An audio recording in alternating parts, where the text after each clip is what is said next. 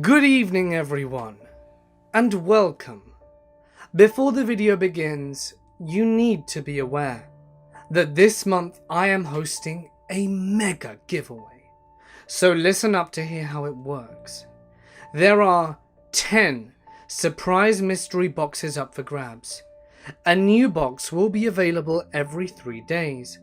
And to enter, all you need to do is leave a comment, a like, press the little bell icon and be subscribed to Mortis Media.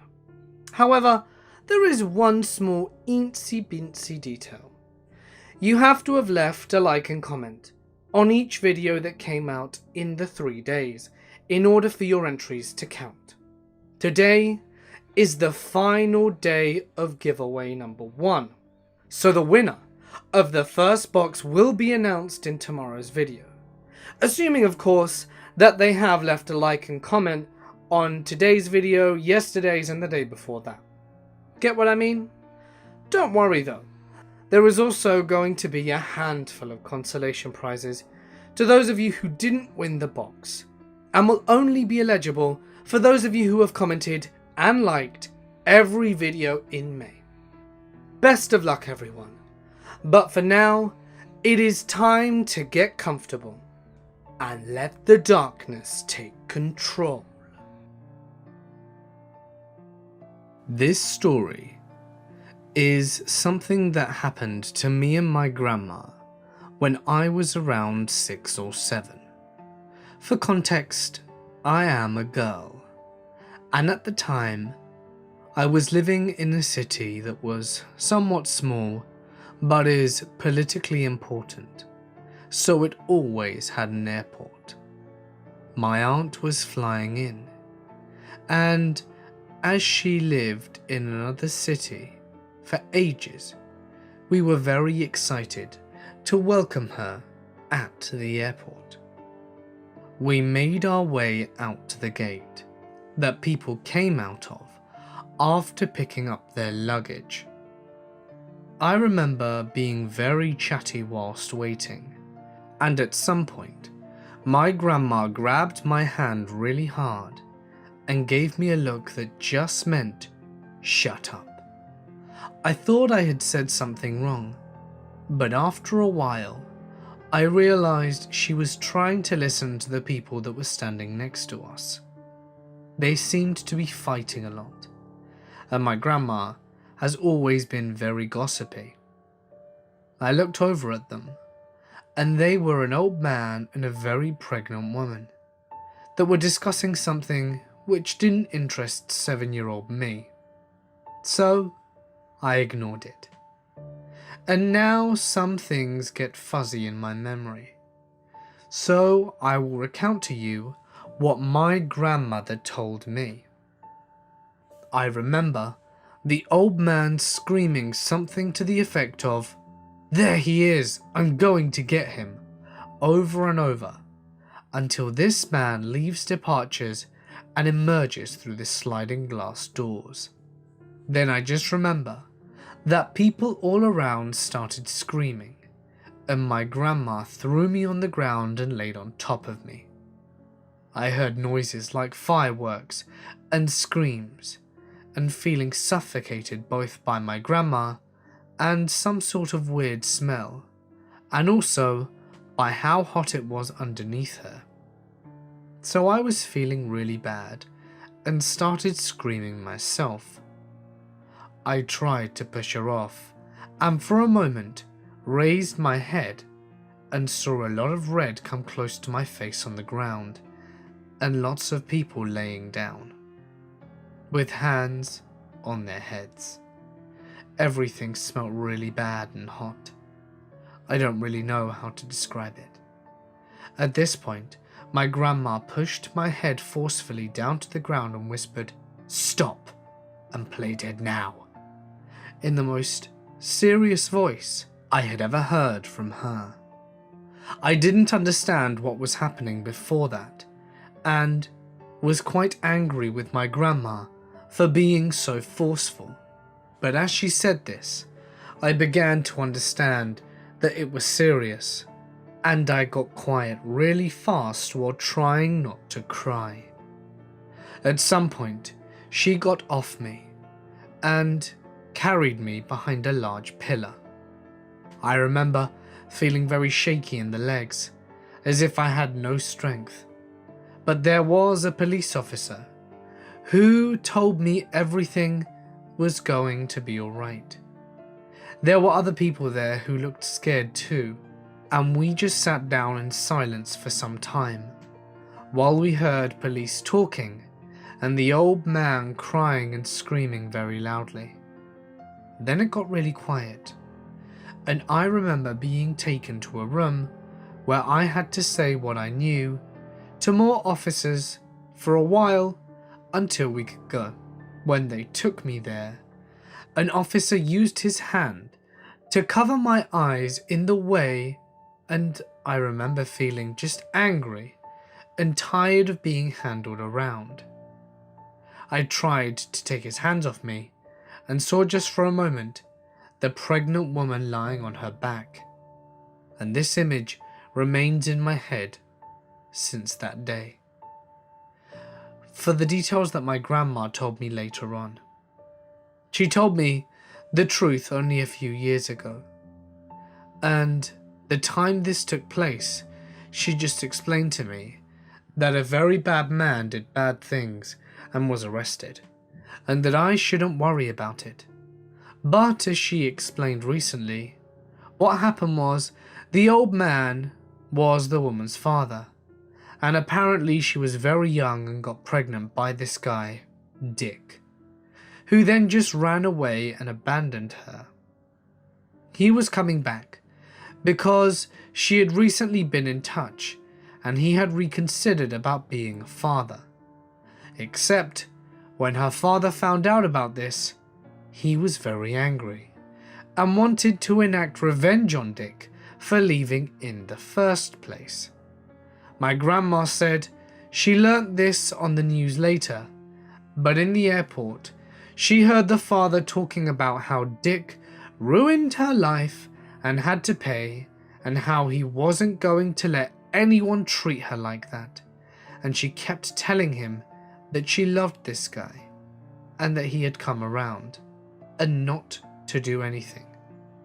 I should also add that maybe abortions aren't legal here, and that the only way to get one is either paying a lot of cash for someone to do it illegally, or getting sketchy drugs from sketchy people, which can result in a lot of bad stuff.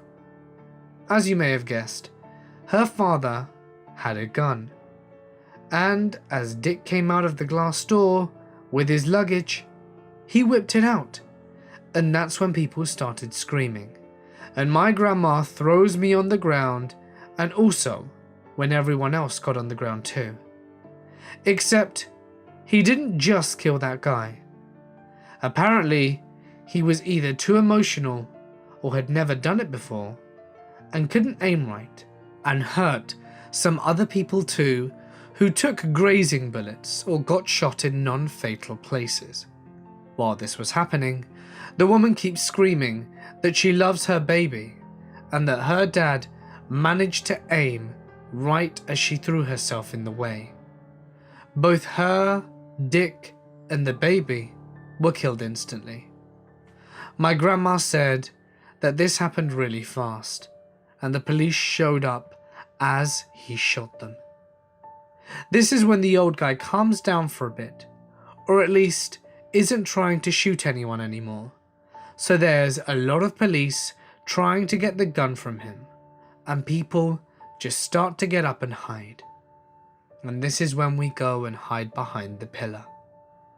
It takes a few minutes, but he just lets go of the gun, probably sad that he just killed his daughter and grandchild, and the police take him away.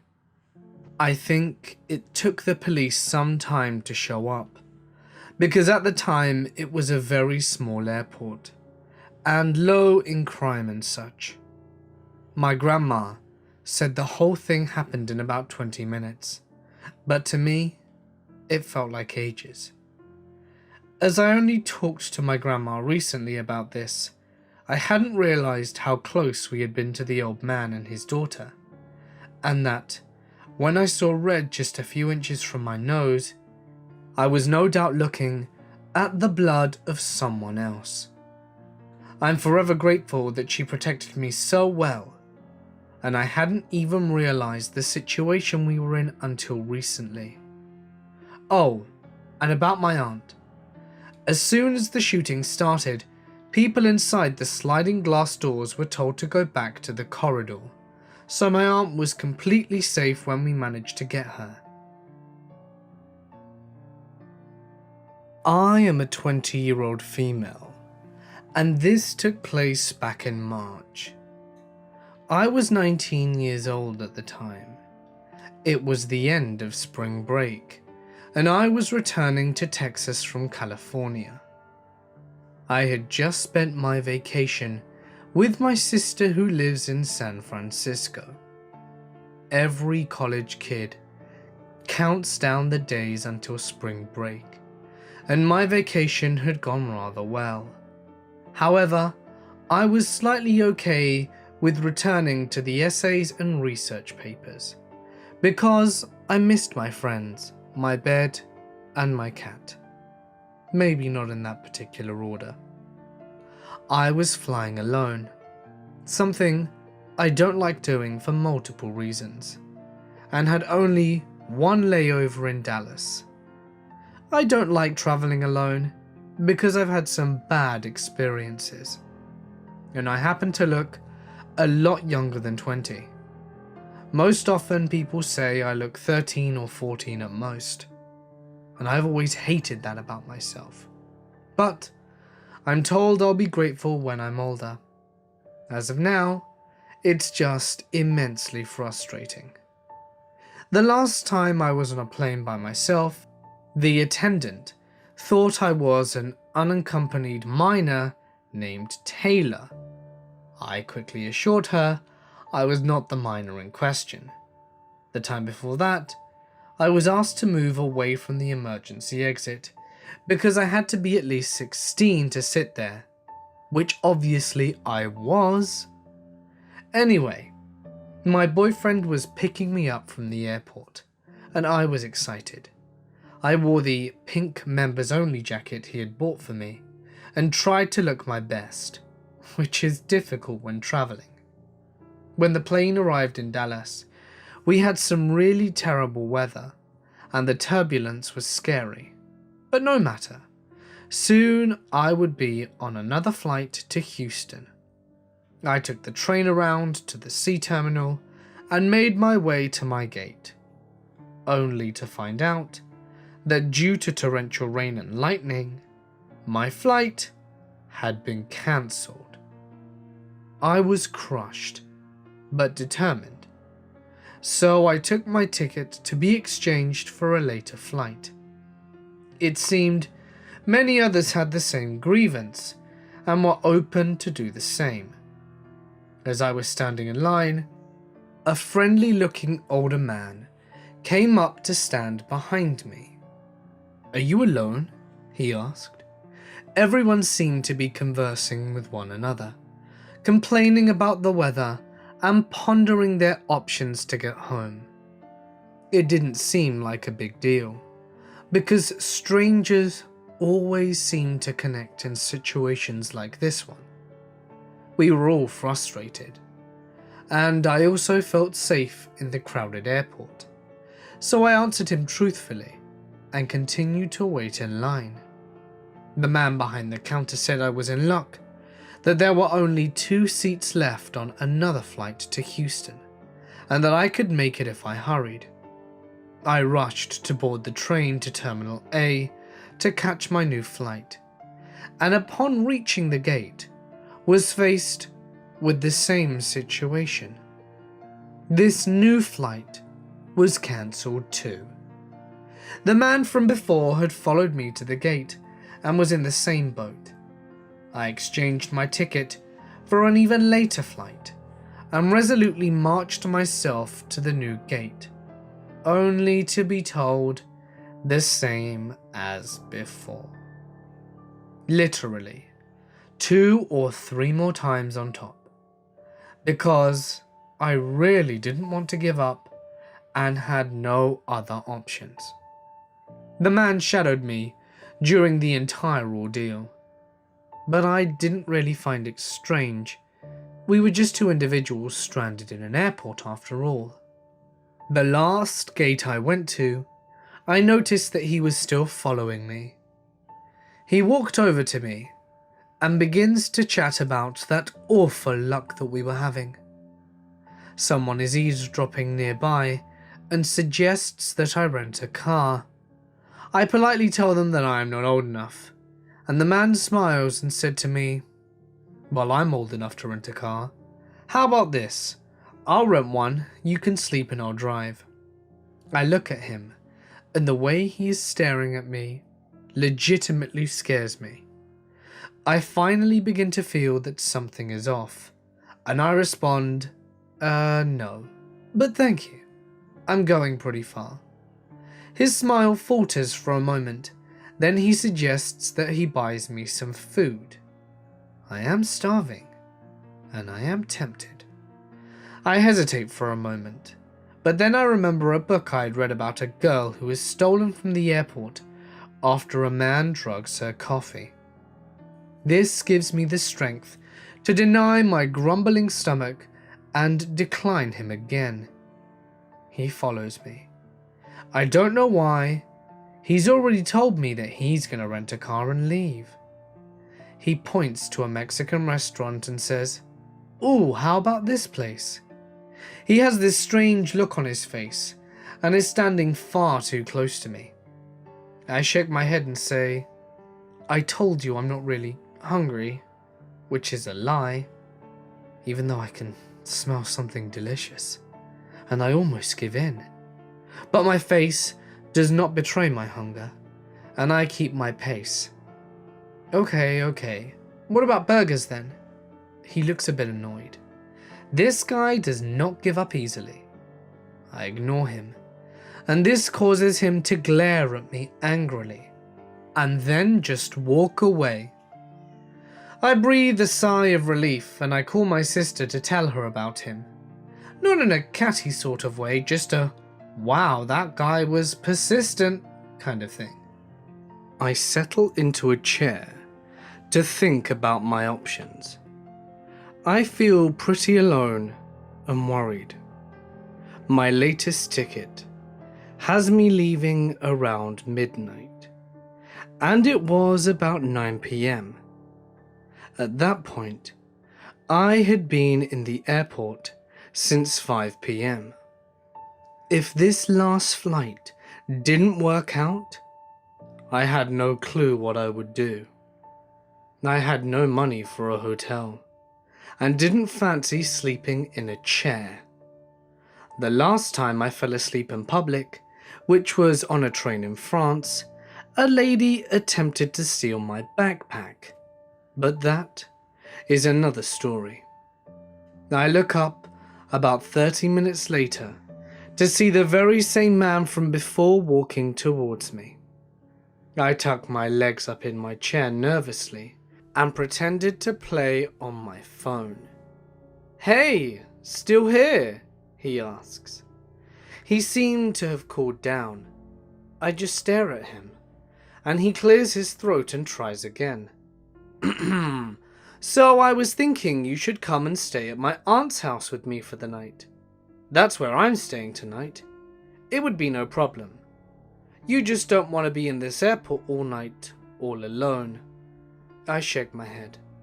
"No, I'm fine." Then I turn my attention back to my phone. I didn't even make eye contact.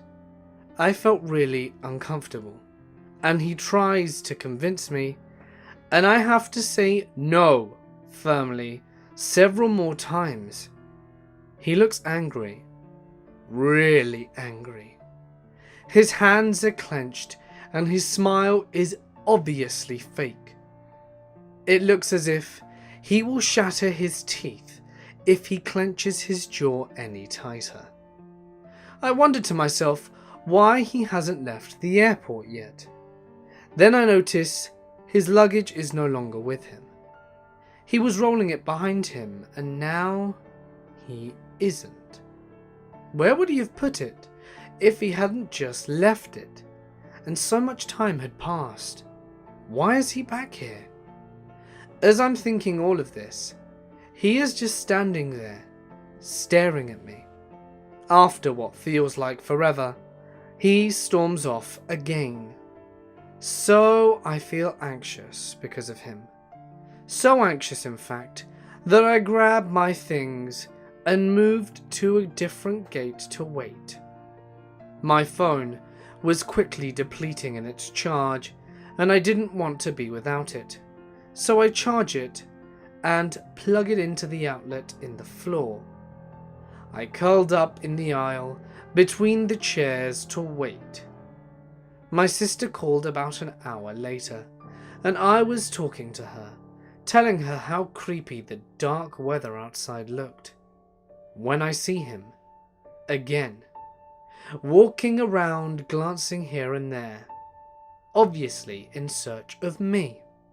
I hunched down even further, but my pink jacket put me like a beacon. He locked eyes with me, and I looked down. My sister said to stay on the phone, so I did. "Well, there you are," he said, not even acknowledging that I am in the middle of a phone call. I continue talking to my sister. When it becomes apparent that he isn't leaving, and doesn't care that I am on the phone, I finally look up. "So you're still here? Look, you need to come with me. You can stay at my grandparents' tonight. They would love to have you. They wouldn't mind me bringing you at all. Just come with me." I got chills. I don't know why, but something in his eyes told me that he was lying. Lying through those shiny white teeth of his. "You said you were staying with your aunt?" His face dropped. It went from cool and collected to something else. Not even anger this time, and not defeat either. Almost like amusement. Something like the cat that ate the canary. He shrugs his shoulders like, "I tried." But we both recognized that he was caught in his lie. The entire time my sister was saying, "Hello, hello," over the phone repeatedly. But I was sort of shocked at how indifferent he was catching me.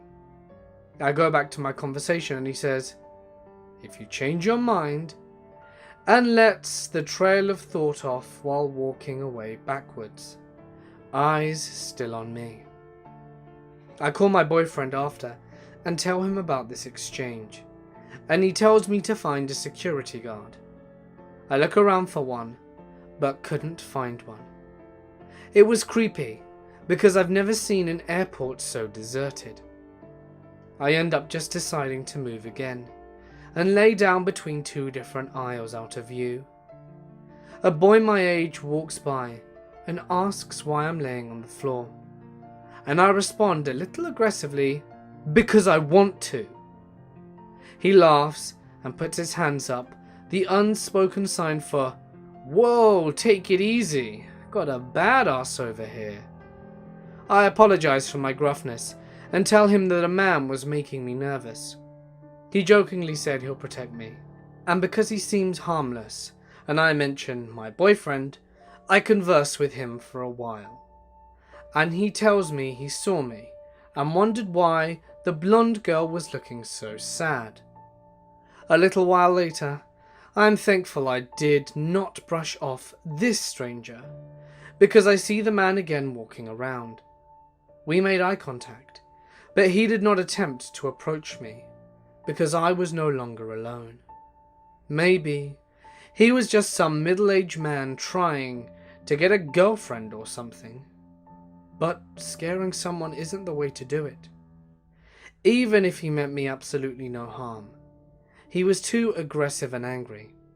Of course, all of this is on the more optimistic side, whereas realistically, and through his lies, I am of the persuasion that his intentions were far more dubious.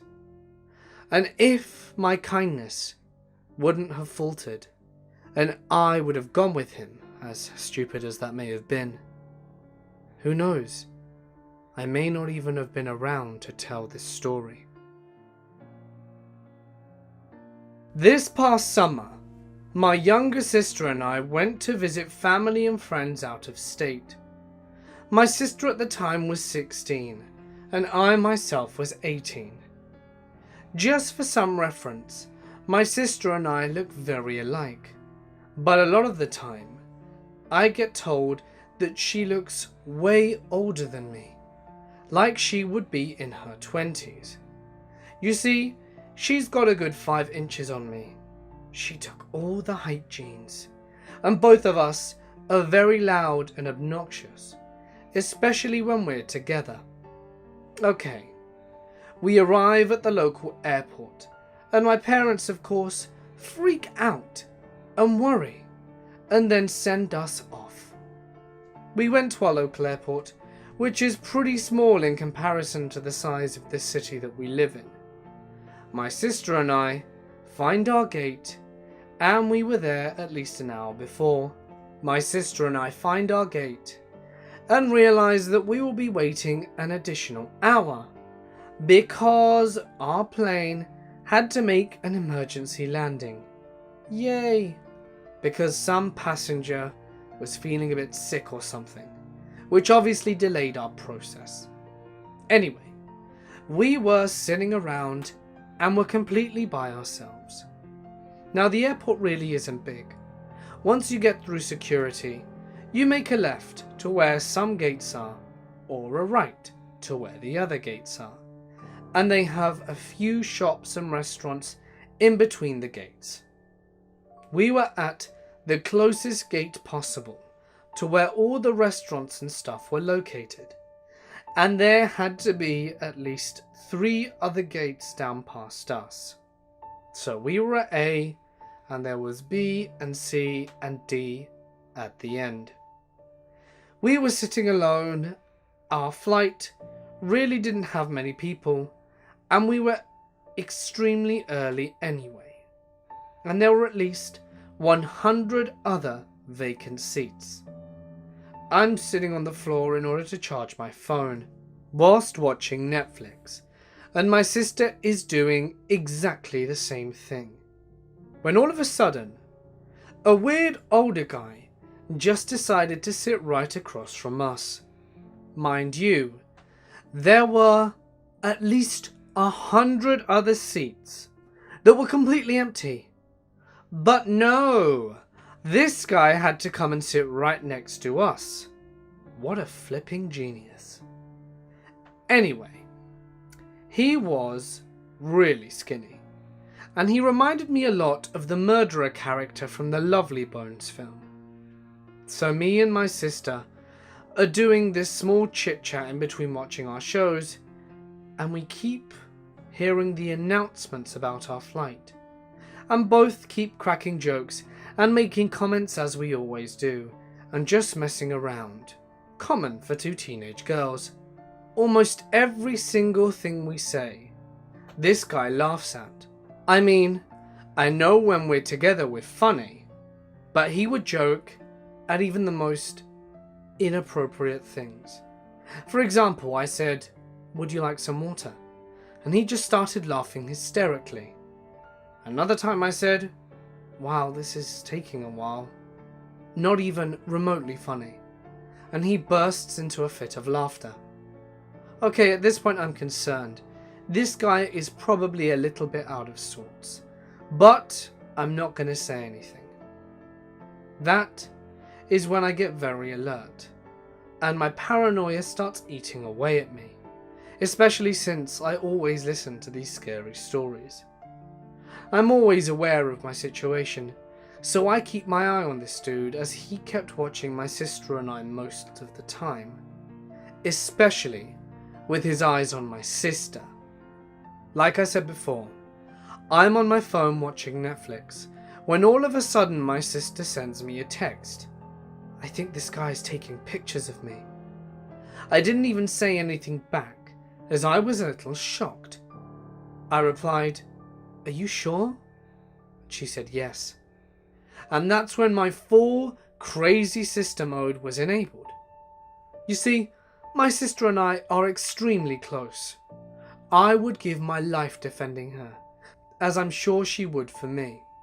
And I don't put up with any shit. Neither does she. She's feisty. But I could tell that she was scared. As soon as I look up to give this guy a piece of my mind, he just got up and left.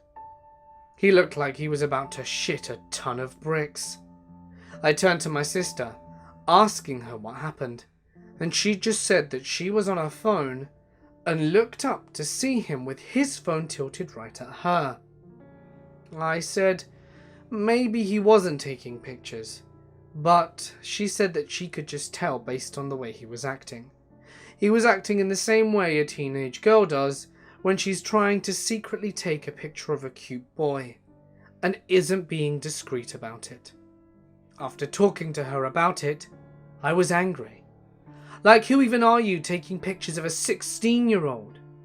I got up and walked down the gates to the direction the guy went in. And I shit you not, I walked up our section of gates at least 5 times, and he was nowhere. Mind you, I didn't enter the men's room. I texted my mum, and she freaked out, telling me to go to the flight attendants and speak to a security guard. But I let it go, considering the fact that I couldn't find and point out the guy myself, which now I realise was a mistake. He would have obviously been in the security footage, and obviously would have had to go on a flight.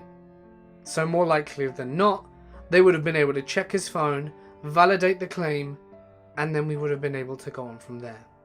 But I wasn't thinking straight. The weirdest part besides him taking pictures was that when me and my sister boarded the flight, the man did not. He didn't return to the gate and wasn't on our flight at all.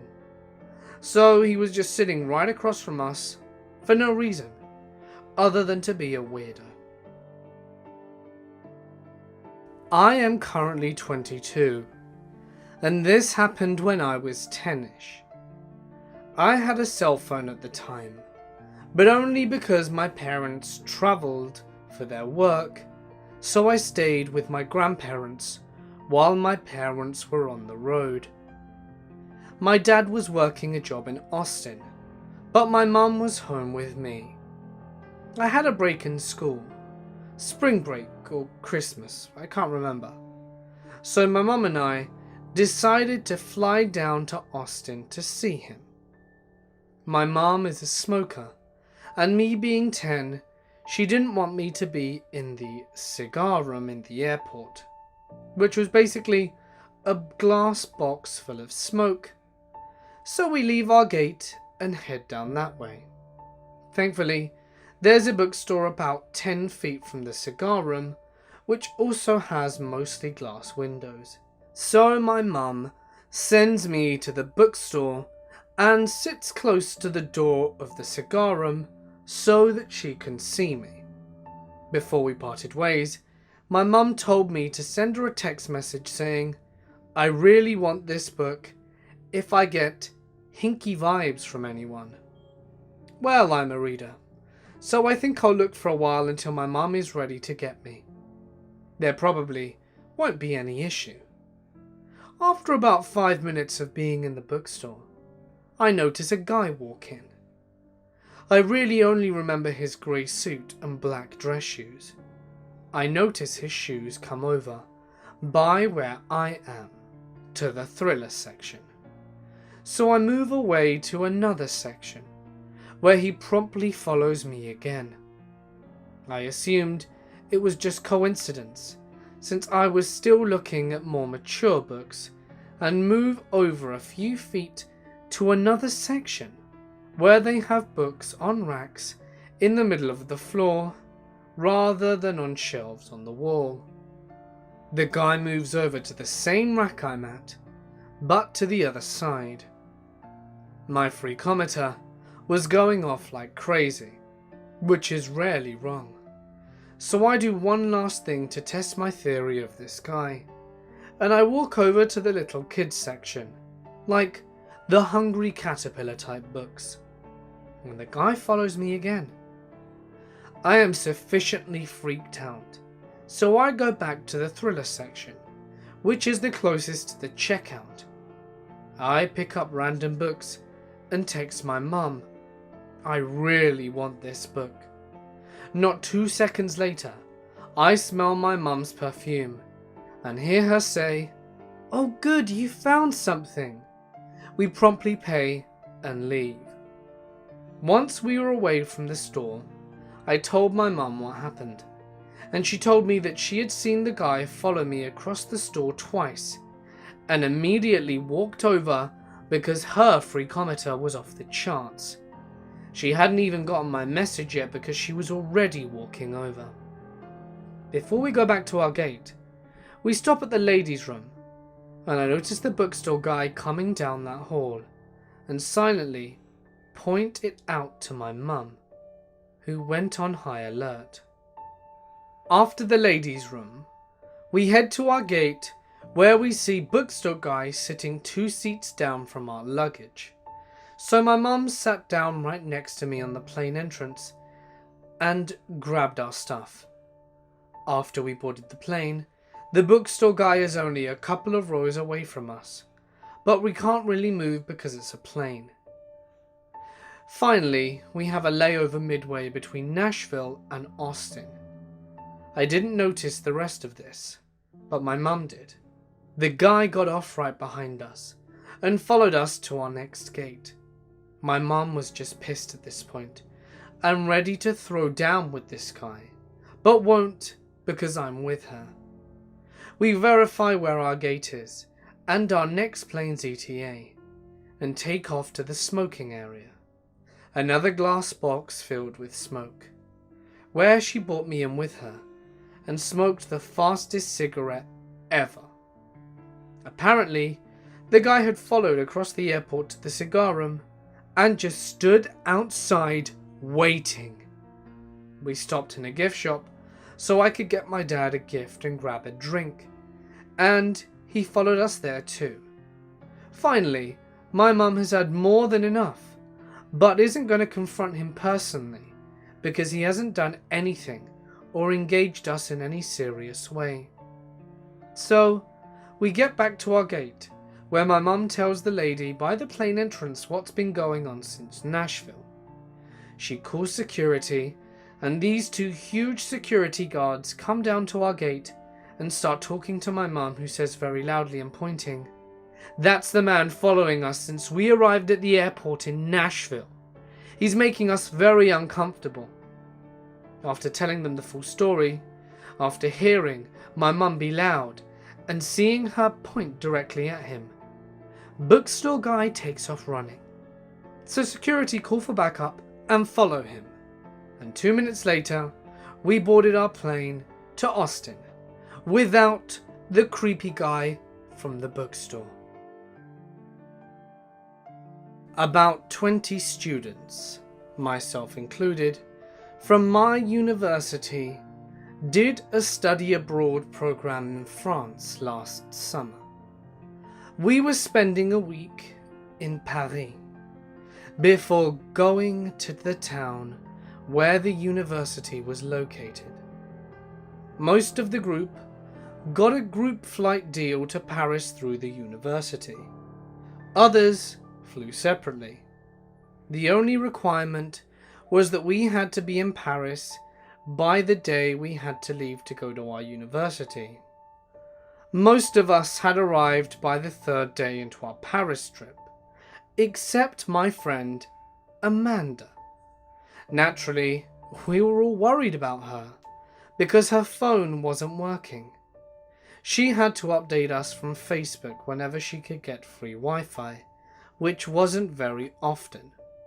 Her flight had been delayed 6 times already. Another day passed, and still nothing from Amanda.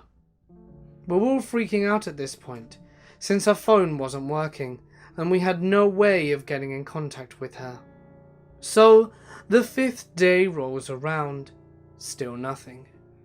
We all had a scheduled bike tour of the city that morning, and a boat ride on the river that afternoon, so we didn't return to the hotel until about 7 that evening. When I got in, Amanda was asleep in our room, as we were assigned roommates. Of course, I woke her up and asked her where the hell she'd been.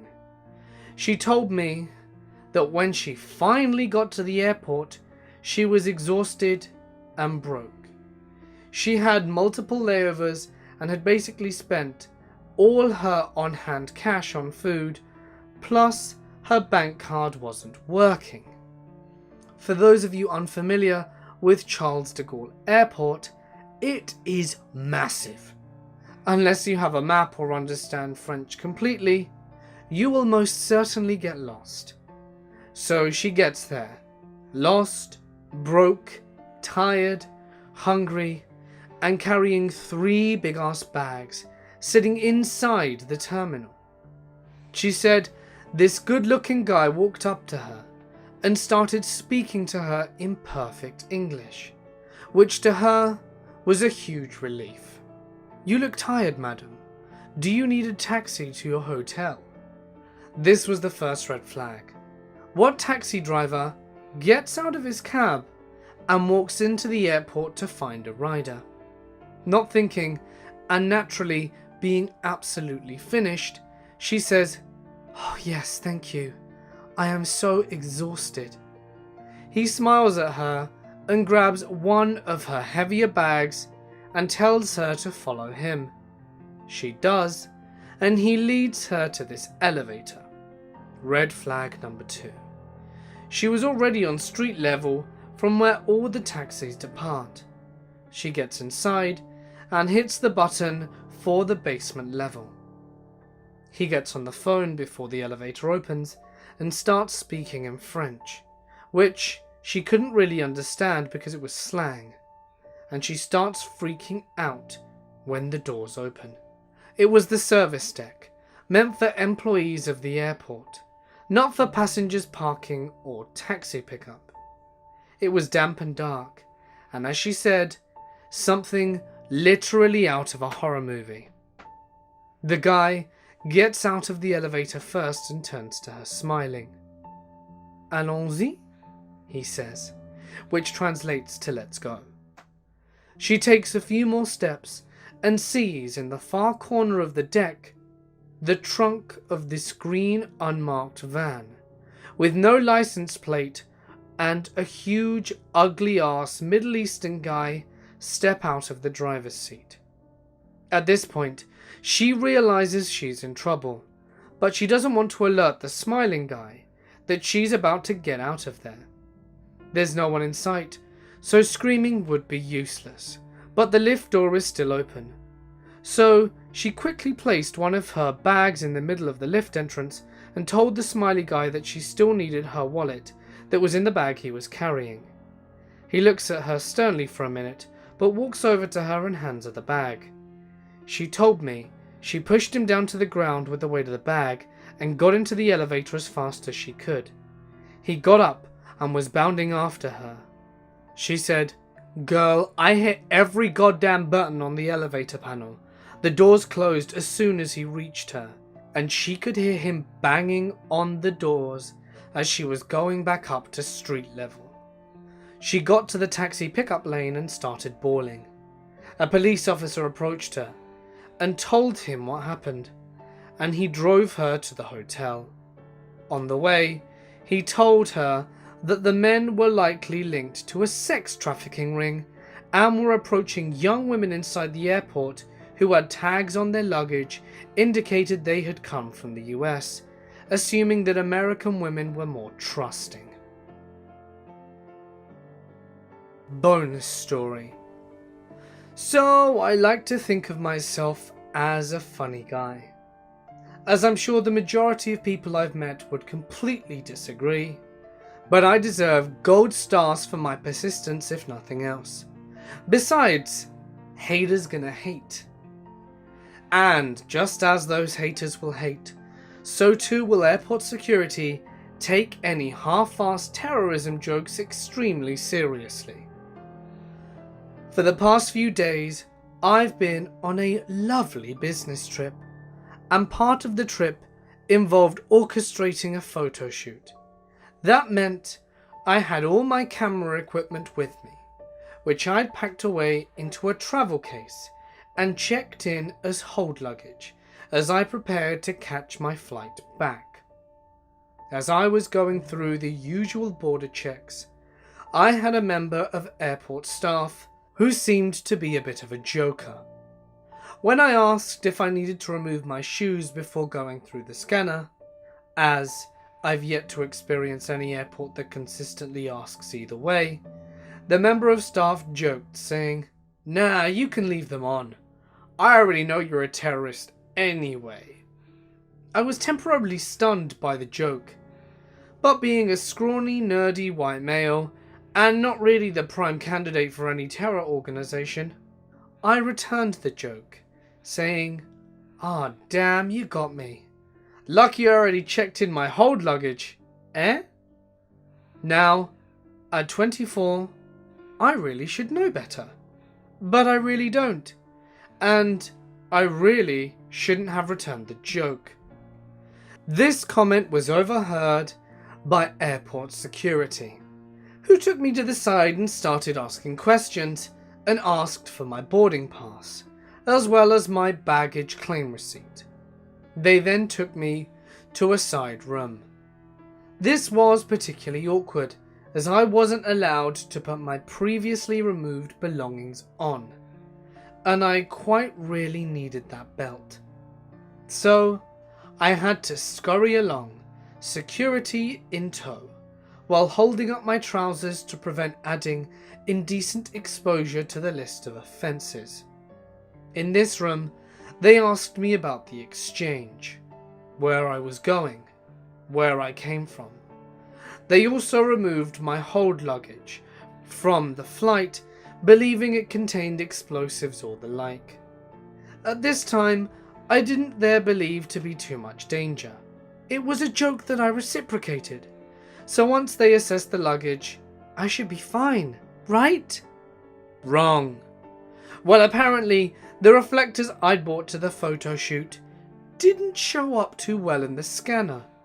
Apparently, the staff scanning the case believed it to be some sort of wire-based contraption. Oh boy, I thought. The damn joker member of staff really screwed me on this one. There was a lot of back and forth explaining, and to streamline the event, I eventually explained to them that I was doing a photo shoot and that it was a reflector. I showed them the camera in my carry-on luggage and also the shoot plan I made. Eventually, they let me go after my planned flight, and thus my colleagues had departed. So I had to purchase another flight at my expense, and am now going through the process again.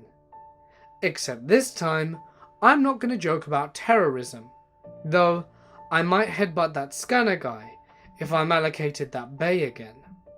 However, it wasn't as lucky as another story I heard, about a director who was flying from Los Angeles to New York to create the first episode of a TV program to try and sell it for production. I was told to imagine the scene when security asked him why he was going to New York, and he said, "I'm going there to shoot a pilot." Just think about how bad that sounds. Hey guys, it's Mort here, and thank you so much for listening. Make sure that you don't forget to drop that like and leave a comment to get your entry into the competition, and to have hit the little bell icon and subscribe button in order to be up to date with everything I post. Today was the final day to win Box 1. Remember, you must have commented on yesterday and the day before's video, and liked, of course. Best of luck, everyone. You know, I can really relate with the guy from the bonus story. Not that I ever joked about terrorism, but for those of you who have been watching me for a while now, You remember that last year I did a bit of traveling with my wife. And when I was traveling, of course, I had to take my microphone and, well, you know, my recording stuff with me. So when I was traveling about in loads of airports, they would get my microphone, inspect it, stop it, rescan it through those X-ray scanners. And, you know, there was at one point in China where I seriously thought they were going to confiscate it from me. And because obviously I can't speak Chinese, it was very hard to explain that it was a microphone. But finally they just let me pass. But anyway, if you would like me to read your story on my channel, feel free to send it to my email or share it to my Reddit, which is of course available in the description. Please make sure to include as much punctuation and descriptive language as possible, as that will maximize the chances of your story being read soon. But anyway, for now guys, I'm going to sign off. Stay awesome, and I'll see you in the next one.